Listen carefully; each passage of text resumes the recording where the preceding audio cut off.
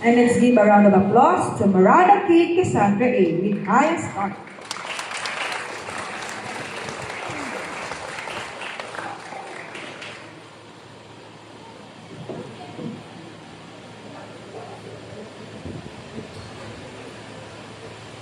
Before anything else, I would like to extend my warmest greetings to our Honorable School Directress, Mrs. Belinda Madriaga, and School President Engineer Melchor Madriaga.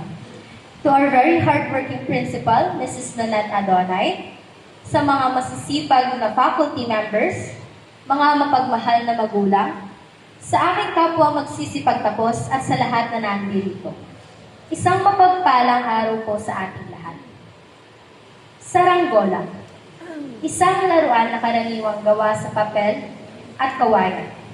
Pinapalipad gamit ang hangin at isang mahabang tali. Madalas natin itong makikita sa bukid o sa malalawak na lugar kung saan malaya itong nakakasabay sa ihip ng hangin.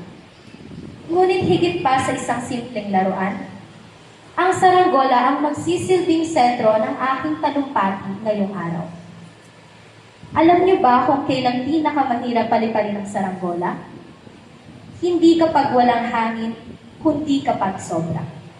Kapag ang lakas ng ihip ay sabay sa direksyon na gusto mong puntahan at kailangan mo ng pag-isipan kung paano ito itutuwid at patuloy na itataas. At doon ko naunawaan. Ganito rin ang paglalakbay natin. Hindi ito tungkol sa pagiging perpekto at hindi rin ito tungkol sa laging mataas na paglipad. Natutunan ko na ang paglago ay hindi palaging nakikita sa resulta. Sometimes, it looks like falling, trying again, and choosing to continue even when it's hard. Sa loob ng 4 na taon sa junior high school, I thought that effort alone would be enough to achieve what I want.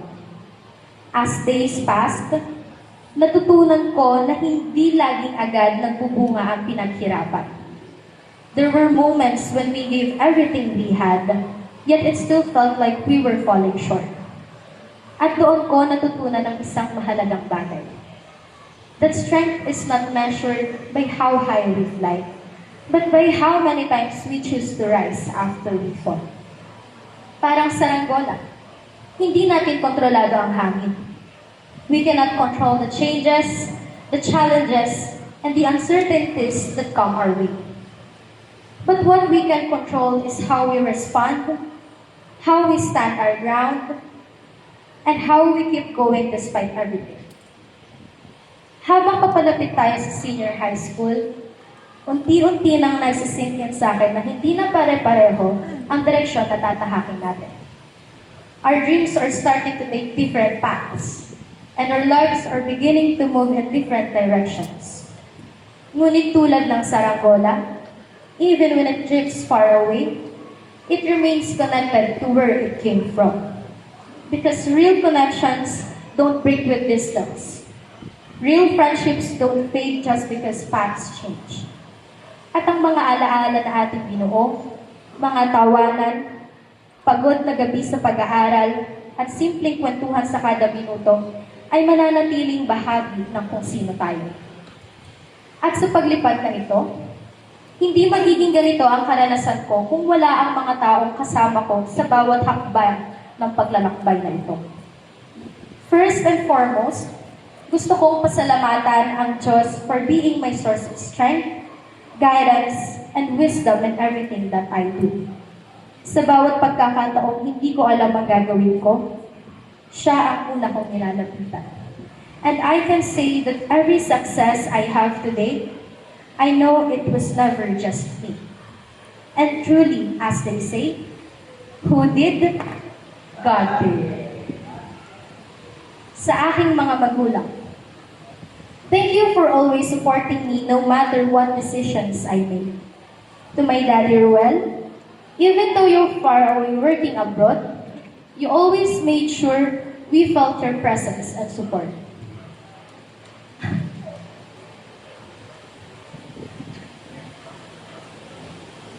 Tipong kahit makita mo lang kami momente, may post na agad sa feed niya with the matching emotional caption. Thank you for reminding us that distance can never lessen your love for us. And to my mommy, Janet, na nagdadala ng mga nalilimutan kong gamit sa school, nagpa-plan siya ng uniform ko bago matulog, at araw-araw na maagang nagising para ipagluto kami ng kapatid ko ng pagkain na kinakain lang din ng mga kaklase ko. Thank you for all the quiet sacrifices you make every day. Sa May Messiah School of Cavite, sa paaralang naghubog sa akin mula pagkabata, maraming salamat. Isa kayo sa pinakamalaking dahilan kung bakit andito ako ngayon. Mula sa pagiging active sa events and competitions outside and inside school, natulungan niyo akong palawakin ang aking skills, knowledge, competitiveness at iba pang aspeto ng aking pagkatao. Salamat sa bawat pagkakataon na hinubog niyo ko para maging handa sa mas malaking hamon. Sa aming mga guro, sa mga teacher namin naging doktor, chef, national bookstore at detective, thank you for your patience, guidance, and for believing in us during the times we doubted ourselves. Even though we only met this school year, you also made us feel supported, understood, and capable of achieving more than we thought we could. Mamimiss ko ang mga simpleng bagay tulad ng paglalaro ng 10-20 ni na Ma'am Jenzel at Sir Arvin. Ang paulit-ulit na greetings kay Ma'am Lynn hanggang hindi nakatayo ang lahat. Ang iPad ni Ma'am Kat na kung saan-saan napupunta para makapag-picture. Ang malakas na boses ni Ma'am Christine na abot sa kabilang room. At ang paborito naming duo na sina Ma'am Clyde at Ma'am Justin. You didn't just teach us lessons from books. You taught us lessons we will carry for life. Sa aking mga kaklase, the people who made this entire journey unforgettable. From grade 1, grade 2, grade 3, sa 4 Ruth, 5 John, 6 James, 7 Genesis, 8 Psalms, 9 Jeremiah, at ngayon, 10 Deuteronomy. Kami-kami lang din pala hanggang dulo. Salamat sa mga walang katapusang puyatan, tawanan sa gitna ng klase, mga 10-minute reviews before exams, at sa mga pagkakataong sagot ng isa, sagot din ng lahat. Leaving behind the, anong ulam mo? Masarap ba? Pwede patikim? Ni Naomi.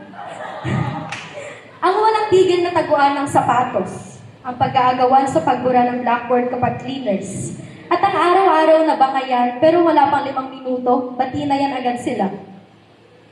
Ang bilis lang pala, no? From, yes, grade 10 na, to patapos na, pwede pa extend pa, real quick. Maraming salamat sa isang dekada, Deo. At sa taong humahawak sa aming PC, Sir Arvin B. Paleracio, LPP. Minsan, Sir Arvs, madalas, Arvin!